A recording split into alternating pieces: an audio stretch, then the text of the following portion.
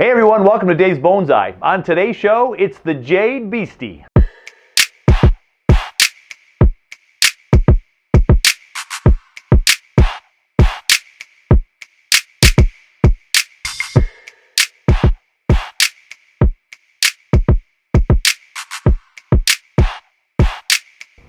Hey everyone, welcome back. Michael Barr, as in candy bar. It's the only way I'm going to remember it. He just told me that, yeah. Michael Barr from the Minnesota Bonsai Society is here. Let's give it up for Michael. Yay, all right, cool. So Michael, let's just first hear just a little bit about you before we dive into this beast, which you've got a name for it already, don't you? I just call it the Jade Beastie. Jade Beastie. All right, tell me a little bit about yourself. Well, I am married and have three wonderful, beautiful girls, teenagers now. I am also a massage therapist. I've been doing it for about 20 years. And then professionally for about 17 years. And then I'm also an herbalist as well. I've been doing that for about 6 years.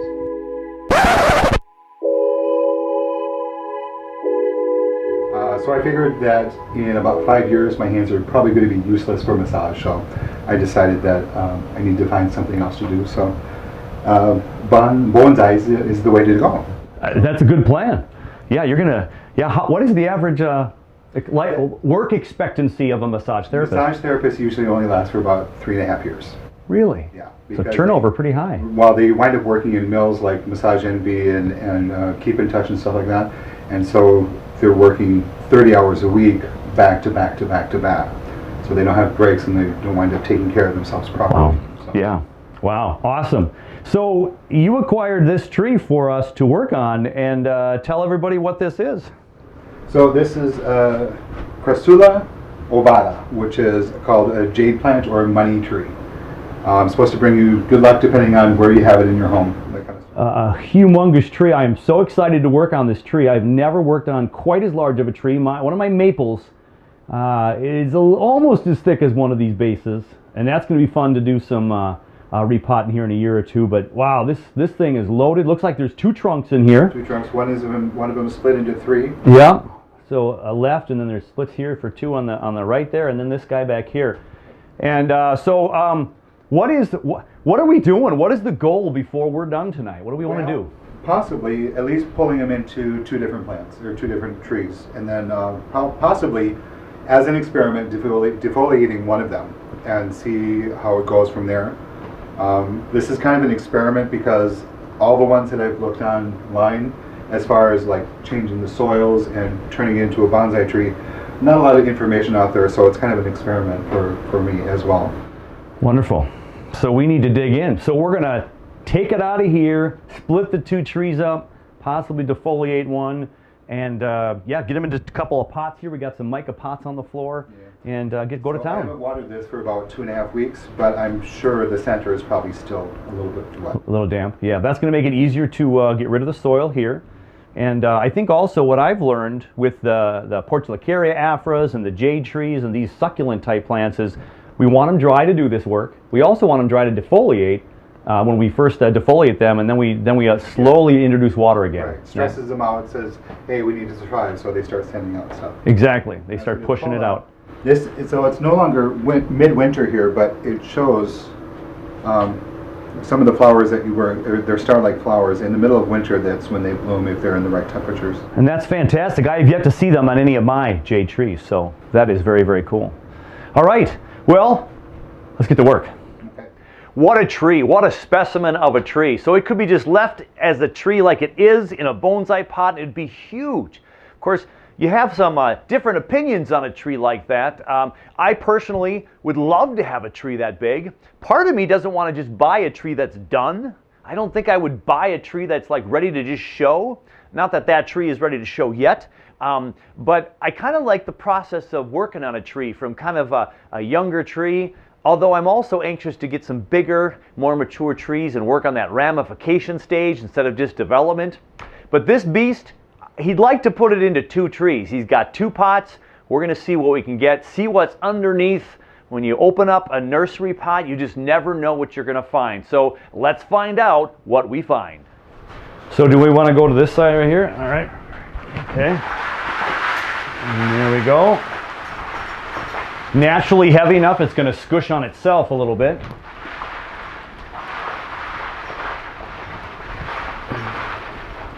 Maybe. Okay. Oh, all right.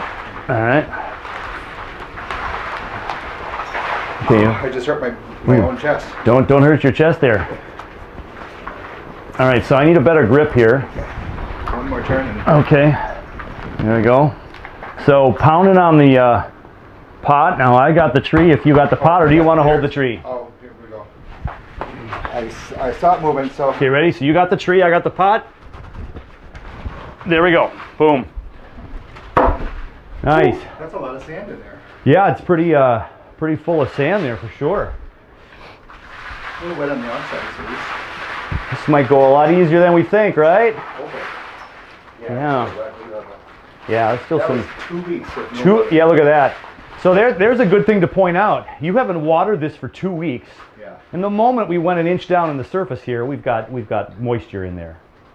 Do you have a species preference? You kind of just have done this, what we consider that you're still in that, what is it, that craze or the zone, the honeymoon, where you like go out and get everything you can get your hands on. But tell me a little bit of your philosophy on bonsai so far. What piques your interest?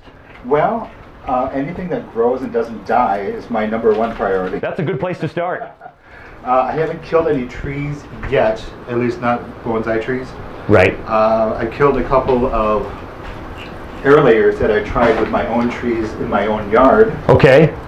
Because I got impatient and only, 6 to 8 weeks, and I wanted to get, they had tiny little roots, and I'm like, okay, it's good enough. Well, yeah, I didn't. Good enough. Maybe not. My first tree was actually the Porcelain like I talked about in the study group. Yeah. Because before I knew anything about bonsai, the first thing I learned was any plant that looks like it grows a tree trunk. Yeah. And so I went to Home Depot, got the Porcelain Afra, and so my next one officially went and got one from Eastern Leaf, which was a maple. Okay. Japanese maple. Yeah. And I didn't know what to do with that. So as you did on one of your videos, you saw me make my very first cut. That's right. Into a bonsai. Then my next one was a juniper, just a little miniature Procumbent nana. Sure. Okay. So we're getting rid of dirt and sand right now from this guy, and we're going to be putting it into bonsai soil. And the stuff that you and I are using, for the most part, I know we have some differences, but for my main mix, I've got the whole pumice, akadama, and lava rocks, right? There's no dirt in there. And if I have a plant in dirt, I kill it a lot faster than if I have a bonsai tree in rocks. So I just think that's so backwards sounding, but that's the power of, and part of that, of course, is I look at my trees multiple times a day, right? When I have a house plant, I typically will walk by it, and I don't look at it except for maybe once a week, exactly. So I'm not paying attention to what's going on as much as the bonsai. Okay, we're getting a little top heavy now, so we're going to have to be a little careful here. So we're teasing away the soil so we can get to these.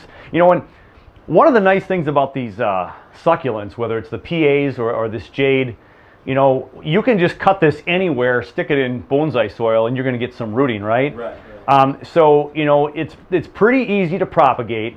So we're not being so careful where we're going to not damage some roots along the way, and we probably are damaging a fair amount of roots. Yeah, right. But we're going to have plenty of leftover roots. We're going to probably be pruning some away, and then we'll put them in the new pots, and they more than likely will do just fine.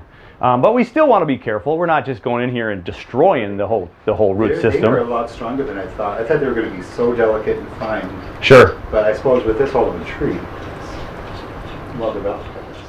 It is, but so far, other than a couple of big ones we're seeing, we got a lot of more fine roots. And so a lot of the misconceptions that just, your general person out there in society looking at trees think that all these big roots do all the work. But you learn in bonsai and horticulture in general, it's the little tiny feeder roots that do most of the work. They get all the moisture and nutrients and bring it up to the tops of the tree and the foliage, and then of course the reverse trip. After some photosynthesizing, it goes back down to those roots, but it's not the big ones. No, the big ones are just for anchoring. Exactly. We're just going to have the tree anchored solid to the ground, and so those little roots are super important. So we're going to end up in a lot of trees when we repot, especially after it's been in a bonsai pot for a couple of years, that next time we go to repot, we're trying to get rid of those big roots and get No, more. Dave, There it was. What's it's that? one tree. It's one tree, you guys. I don't think we're going to separate this. I think we're going to have one ginormous tree by the looks of it.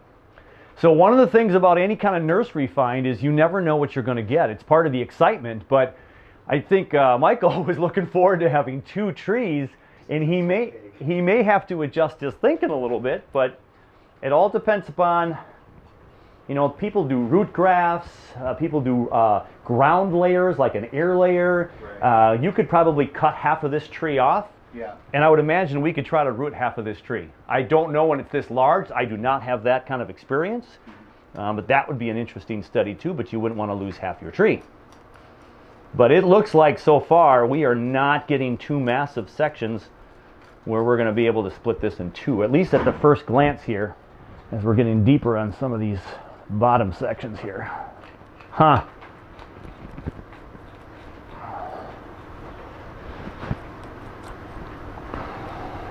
I wouldn't have the right tools to split it right down the middle like that.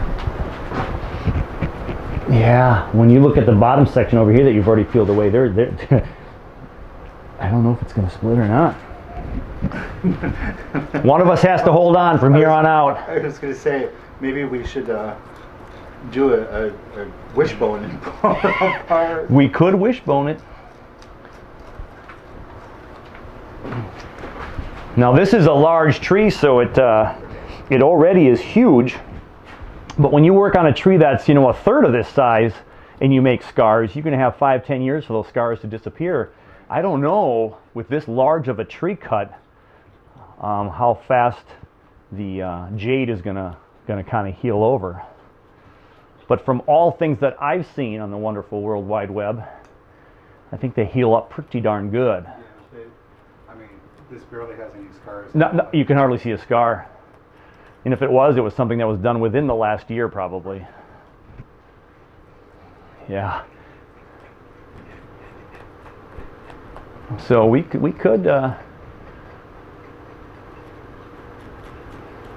be talking about one giant tree or a split down the middle. Now I've seen here Peter Chan. Yeah. He's done some scary things, splitting trees in half. He uses that branch splitter a lot, doesn't he? Yeah, he does. And I saw a fantastic episode on Ryan Neal. If everybody wants to go see, he did like a Christmas tree, right? Yep. Your typical like Christmas tree balsam type fir or a Fraser fir or one of the pines that you'd see in a typical Christmas tree layout. And he just split that thing right down the middle, put that really thick copper wire gauge in between and twisted it around and made it look like, now I haven't seen the result of that, which is probably a year or 2 out before we see it, but I had never seen that before either, and that looks phenomenal. If you got some tall, stiff pine trees, that technique is pretty intense. And of course, when you put wire around a pine tree and it digs in, most people don't care about that because a few years later, yeah, it's going to make it look old and gnarly and give it some texture, and we can't do that with deciduous very much, huh? Or we'd be scarred for life, and that's not a good thing for literally. But yeah, so Michael's got a rake, I've got just a chopstick. Mine's a blunt chopstick. It's not a wood one. I could use my wood ones as well. That gives a little more flexible. Yeah, that's the one I'm using. I just like this one better sometimes, especially for the bigger trees. You'd want to use one that's definitely got a blunt side to it, and you want to make sure that you're not trying to just totally rip into those roots. So that's the reason for a blunt one, and the wood will give a little bit more, so it's going to bend with you as you're trying to force away some of the soil. Yeah, so we got a tall. We're going to be cutting for some height for sure. So I only got 4-inch tall pots, so yeah. you might have to probably at least cut half of it off. The bottom half. The bottom half, yeah. Yeah, not too many large roots. So, do you want to tip it down a little bit and work on that bottom a little bit? There's a lot of sand down there. Yeah. I'm going to support the tree while he works. This is where 2 people is a must. Mainly because if I lay this down on the ground, we're going to lose a fair amount of, well, for sure leaves, the foliage. And again, this is going to grow back probably pretty well with within a plant room, or of course when we get to a Minnesota summertime again, it's going to be just fine. But we want to prevent as much damage as possible. So, well, go ahead. Story. You know the bonsai style that I bought from you last year. Yeah. Squirrels got into it. No, I'm sorry. They got into my bird seed. Okay. That was right above it. Okay. And so I brought it in for the winter. After I thought the squirrels had decimated all the bird seed, all the sunflower seeds. Sure. And so I brought it in, and my cats peed in it. Oh no. Because they're farm cats, they pee outside in dirt. So. Right. So last week I took it and I rinsed it all off, and obviously there were some old sunflower seeds in there. So I dried it out a little bit, put them in a bag, and yesterday there were sunflower seeds growing in the bag. Growing in the bag. Stupid squirrel. Oh my gosh, yeah, the pests. I don't know if it's the squirrels or rabbits or the mice that are worse.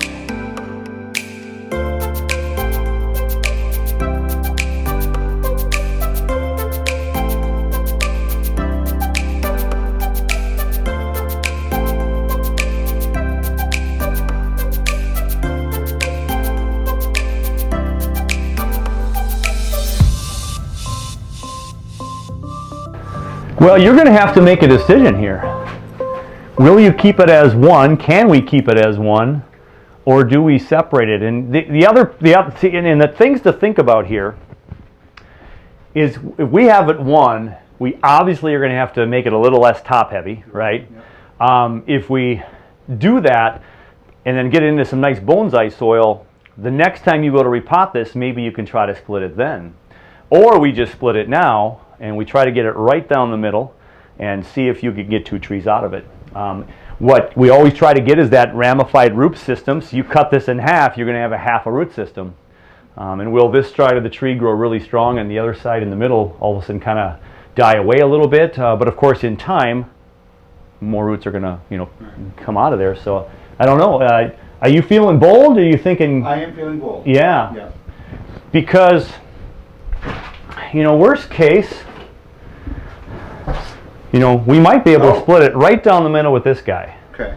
So if we get to a point where we think we want to go for it and we just come right in here and cut right down the middle, you tell me and I'll let you cut it, but we could do that pretty quick here because we're getting down there.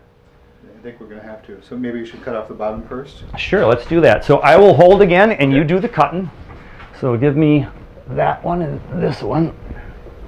And then you decide how much you're going to keep over there.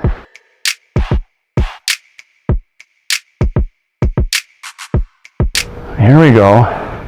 Look at that. Look at that. Now, can we put this in bonsai soil and have suckers come up?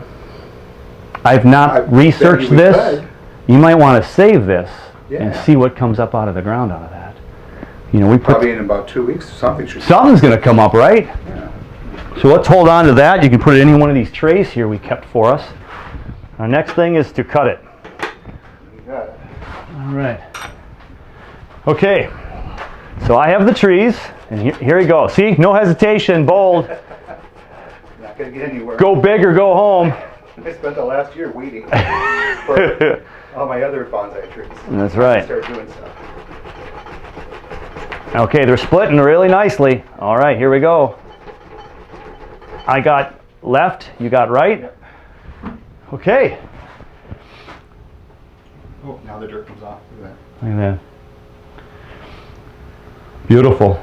So we have a ginormous tree. And we're going to hope that we get some calcium here and some roots to come out here sooner rather than later. Same with this tree. But we have to prepare them for a pot now.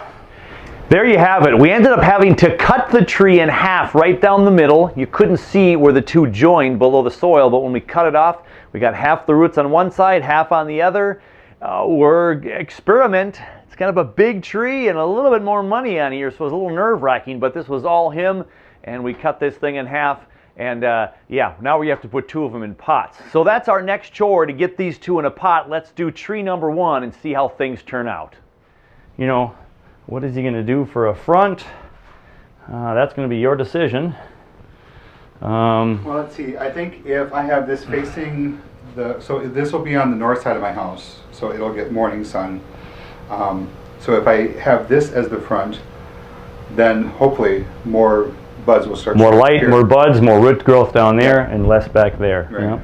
So we off-center it a little bit, one side or the other. And again, this tree right now, this one kind of comes more at us a little bit, but these back two are kind of curved a little bit. They kind of go from bottom here up like this, and so they kind of open up to the viewer now. So I kind of like the front for that reason as well. Maybe yeah, and we could angle it a little bit more so you see the. Yeah, you don't want. I wouldn't want this one to disappear from the camera angle. So you hold it up. Let me go see what the audience is seeing, and we'll get a sneak peek at that tree from that angle.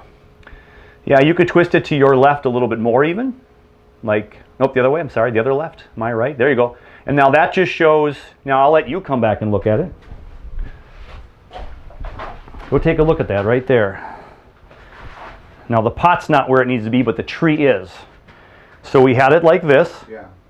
This is dead straight on, but then this, you can see this back branch much better, right? That's good. So that's kind of a good front, but now we have to put that with the pot this way. Yep. And then, do you want it on this side or this side with this branch coming over here? Yeah, probably. I would tend to be on this side. Since it's leaning over. There you go. So something like around that area. It's a deep enough pot. We put some soil on the bottom. It's going to sit up, you know, maybe about here, maybe. And then the biggest thing is going to be keeping it in place. But I think you're going to do some trim on this maybe right away today, or just a little, or is this might be possibly a defoliation candidate, or do we not want to do that because we split it? Oh. Again, lost in the woods right here. So maybe this one we just come back to 2 or 3 leaflets. And so that way it still has sun. Yeah. More photosynthesis to kind of keep it going. That way, because now that they're so damaged, see, if it was 2 different trees, then I would at least defoliate one. A lot more, yeah. So maybe we'll just cut these. So do we want to do that first, or do we want to anchor it? I think we want to anchor this guy first. I think we can do our putsy work with it after it's in there anchored. Although it, doing some work would get rid of some weight.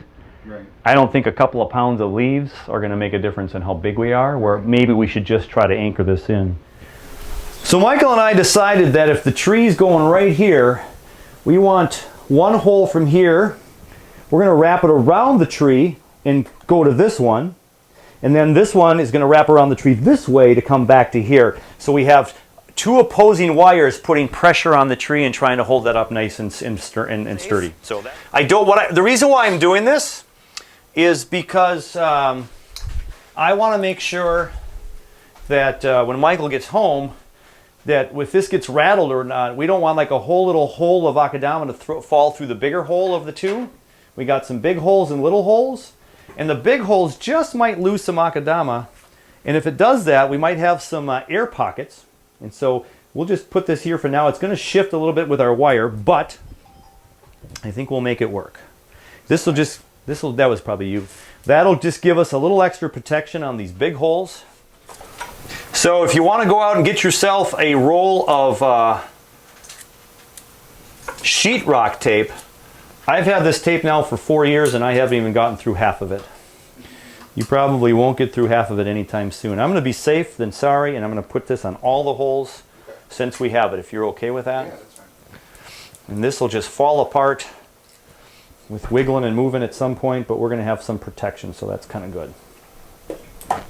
So there is our blue tape, sheetrock tape, kind of sticks on the bottom. It'll help us to secure that. Now the other thing we're going to do is I was able to go out into my garage, and this is an ode to my father. My father doesn't throw a whole lot of things away because, you just never know when you're going to need it. And so I have this old tube, but of course I have gotten this tube since I started in bonsai, and I wanted to make sure that I had this in case I had this exact story where I had to protect a tree. So this is 5mm wire, aluminum, and it might dig into the tree, it might not. But we're going to put this layer of tubing. It fits right over the 5, absolutely like it was meant to be. I'd like to say we were that smart and planned it. But with Michael and I in the house, I can't say that he or I can take that kind of credit. Although I should only speak for myself, Michael. He is still here. He's just hiding. So we're going to put the bottom layer. It's the more coarse soil. It's going to provide for a lot of really good drainage. And then we're going to get a nice layer on the bottom. And then we're going to mount it up a little bit in the center. And we are going to do this beast first, right? This is the one, right? Okay, here we go. And again, to do this on our own would be next to impossible. So you go and take a peek at how you want it to be. This way, a little bit more this way, right? Yeah, just like that. Okay, right there. Perfect, I think. Okay. All right, So this right over here. our thought was this one is attached to this one, right? Yeah, this one. So this one's going to come around the front. Okay. Yeah, I think, and come around to the back. So we're going to go around. There he goes, and he's going to come. And we're not going to be too worried about wires being seen per se, right? Because you just want to get this thing secured in. Whoops. And I'll let you do the rest, and now I'll hold. So we're just going to get this thing secured, and it's not going to be probably till the next repotting that it'll look, you know, sparkling, golden, and magical. But I say that, and we're going to do our very best. So now he's going to go around and get that on that side. So we have 2 very big wires twisting and shouting. Okay, so I've got some heavy duty pliers that we can cut the extra off. We're not going to need that guy right there. And we're not going to need this guy right there. So there we go. And we're not going to need as much over here. Just makes twisting it up a lot harder. So we're going to cut that guy off. And then down here, there we go. And then I will hold, and he gets the twist. Can we get a little chubby checker? Okay, now see if that's more where we want it? Yeah, you can see it right down the middle. Is that better there? Yeah. Okay, so let's try to crank one more twist on this before we tuck it away. I think we can get... Using the gin pliers. Yes, there we go, gin pliers. It's, again, thinner. If he had another size up, he'd probably be able to twist it a lot better. Here he goes. We always pull back and twist, so it's pulling out from underneath the pot. Let's go one more time, I think. We really want this thing to hold this thing in. The other trick that Michael might run into, or not trick, I should say concern, or there you go. And then let's just get this thing down in there. All right. There. Now, a big gust of wind. This is a very heavy tree, and a gust of wind in this light pot right now where there's no soil in it, of course, is light. We're going to get some more soil in here. It's going to secure it a little bit more. He may consider attaching this to his bench at some point. He may want to take a bungee and bungee the back of this, go around his bench and bungee it here so it's on for the, you know, until this thing is established. Right now, this is pretty good. And so I have about, it's about 2/3 Akadama. Okay. And the rest is pumice. Is pumice. Yeah. So Akadama pumice. So the pumice, a lot of times with the trees, if people remember from my tamarack harvest, when I harvested the tamaracks, I put them a lot in full pumice. It's going to be another element that's going to hold a lot of moisture, as well as the Akadama. Well, I don't think I've run enough soil. No, I think you're pretty close. I think you're pretty close. All right. That's good. At least it gives it a water line so it doesn't. That's right. This tree does not have a lot of roots. It's got a lot of root to grow to the right and left. Yeah, so when I chose this pot, I measured almost the total height. Yep. And then, so the pots are traditionally supposed to be 2/3 the height of the pot. And then I measured from side to side to figure out the depth, which was about 4 inches. So. Yeah, so if you have 4 inches girth, you want 4 inches pot. And then we're just gonna, you know, we're snugging the rocks in there. We're trying to get rid of any of those air pockets that might create a lack of balance between the water and oxygen. Typically our soil is, or our pot ends up being about 50% soil, 25% air, 25% water. That is the dream. That's what we're hoping for. We're doing our best to attain that. So when I was worried about this jiggling around or the bottom, some of those big chunks, even though they're bigger Akadama pieces, We want to make sure that we don't all of a sudden get a hole in here where we start to, yeah, have some sinkholes or just an air pocket. And the akadama breaks down faster than the pumice. The pumice will actually break from the roots. Yes. But the akadama will actually turn into like a stilch. Yep. So it's the fastest to break down, or it does mainly the only breaking down. yeah, Also, if I had lava, lava would actually keep it from filling in, yeah, falling down. But and then the akadama really has the only nutrient value of any of these. yeah, that's why we nutrients. So when you fertilize, right, it gives it back to the tree. It's one of our best sources for holding on to nutrients as we fertilize, and it, yeah, it just gives us that that health and extra vigor we're looking for.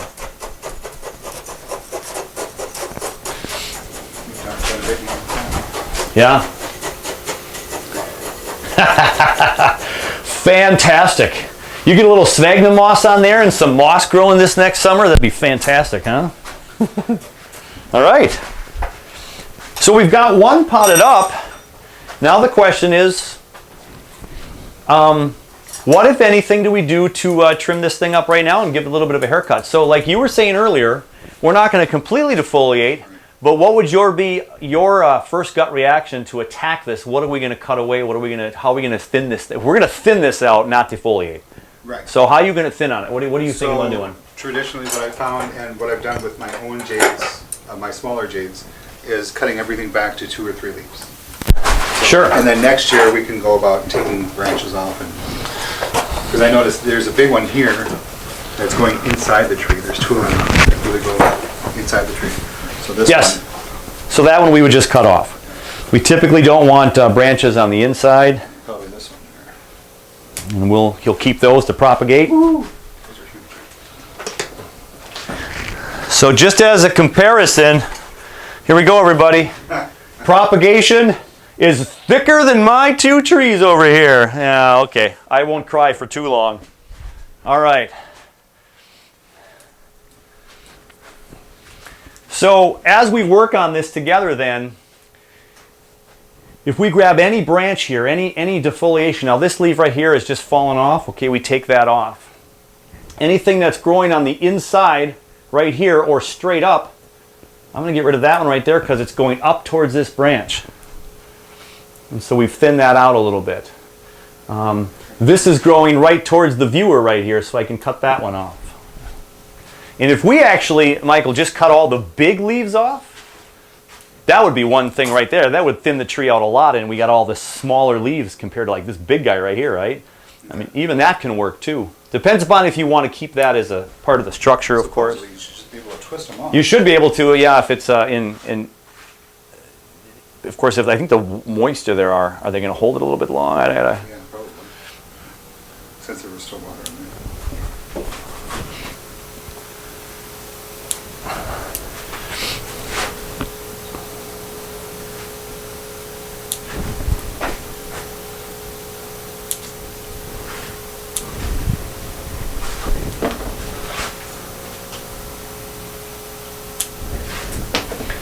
With a tree this big, this whole process would take, you know, an enormous amount of time. We'll get as much as we can done tonight here before we decide to work on the other tree. And then Michael, of course, can go back and, you know, he can take a peek at what we accomplished and say, hey, you know, we got to take more off of this one or that one.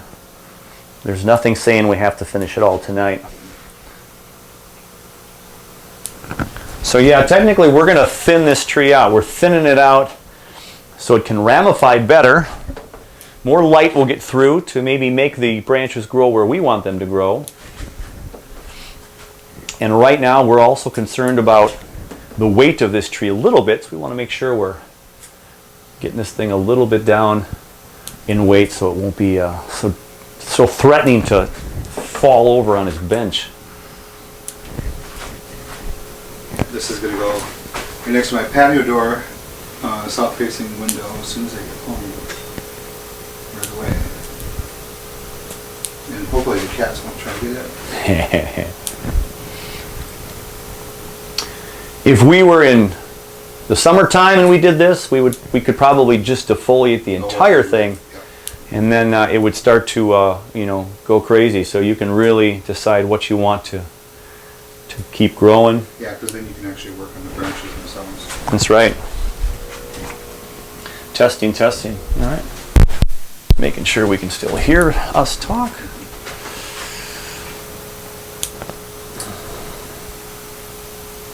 Now I know why Jerome has what's her name? What's her name? I can't remember her name. From the Bonsai Supply. Which I believe is his wife, right? Yeah. That's why he has his wife help, because this is a lot of work here. Yeah, we could do this for another hour or two, Michael. Yeah, if you want to get real specific. So, some of the reasoning to get rid of some of the foliage too is the fact that we just cut this tree in half. We have far less roots down there at the bottom now to support this tree. So, with some species, and I don't know them all at the tip of my brain all the time, but some species, if you have so much foliage on top, there's not enough roots to support it, you're going to have some imbalance there. Yeah, the energy is not going to be there to support all that.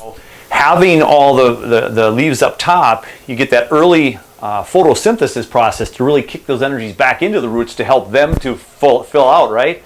But then when does that cycle kick in for the roots to need to supply the foliage? That's the question. And so I think you have to really find that balance. And every species is a little bit different. And this is where your bonsai tree, right?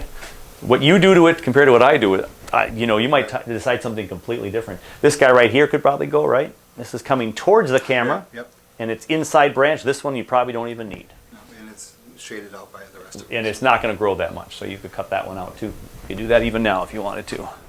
Tree doesn't look too bad. Now, we didn't do too much thinning out on top, and he's got a lot of inside branches in there that upon closer inspection, we could cut some more inside branches, ones that are kind of inside, tucked away, not going to get much light, but he wants it to recover. He was good leaving it alone, so it was time to tackle tree number 2. Now, unfortunately, had some technical difficulties with the audio. The microphone was really going in and out a lot, and so there wasn't a lot of usable audio from the second section. So here is my camera, which I had as a backup, which was my iPhone, but my iPhone was on time-lapse. So here's a quick time-lapse of tree number 2. But you won't have to fast forward because it's only going to take a couple of minutes. So here you go, tree number 2, let's get that in a pot.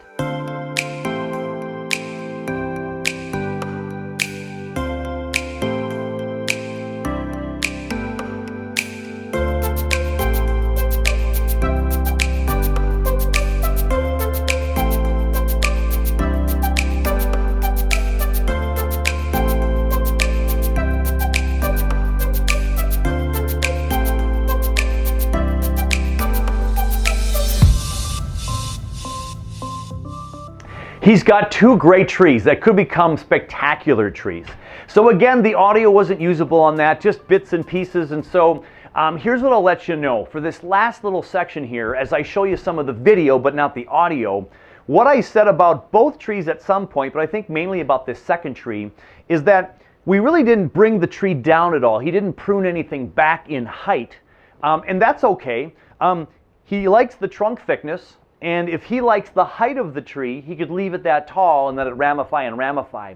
But keep in mind, and I'll have a diagram here for you of the tree, and I'll draw a couple of lines of color to show you where he could have a future ramification section. Because when you have a tree that, say it's 1.5 feet, 2 feet tall, and you want it to stay that tall, you really have to cut it back quite low so the ramification years down the road reaches to that maybe 1.5 to 2 foot level.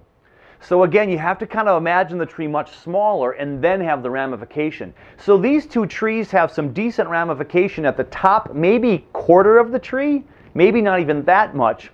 And so you'd probably want to cut all that ramification off.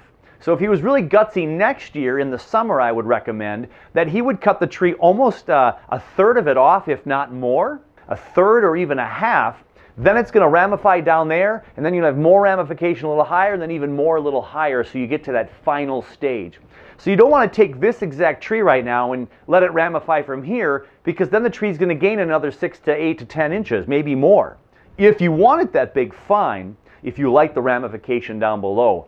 If you want to get more ramification and keep it at the height it's at, if you think it's proportionally okay, then you go ahead and do what you think is best. So don't be afraid to cut it way back. If the trunk is where you like it, now cut it back and work on the secondary and the tertiary branches with all that ramification. A special thank you to Michael for letting me be a part of this experience. This was awesome. I've not worked on such a big tree in all my bonsai experience. Fabulous. So I was so glad he invited me to do this, and then I got to share it with you guys. So cool. So I hope you have a tree like this that you can work on sometime, and make sure you have someone to help you if it's this big of a tree. You've noticed probably, or you noticed in the video, that we had 2 hands on it a lot. And with the weight of the tree and making sure that we don't let anything break or bump into it or lean down on the table while you're trying to get it out of the pot or move things around, wiring it up to put it in the pot, all of these things, there's a lot of work on this tree. And it's stressful enough on the tree, but if one of us was working on this tree, we probably would have broke a lot of limbs and it just would have been kind of ugly. So get the support you need and have fun with a tree like this. I hope you get that experience sometime soon. Hey, thanks for joining us today. We certainly had a fun time doing this, and I can't wait, as I mentioned, I can't wait to have an update on this show. I can't wait to see what this develops into. It'll be fantastic to follow over the course of the next couple of years. So hey, take care of yourself, take care of your bonsai, and I will see you very soon with some more videos. Take care, everybody. I can't wait for an update show.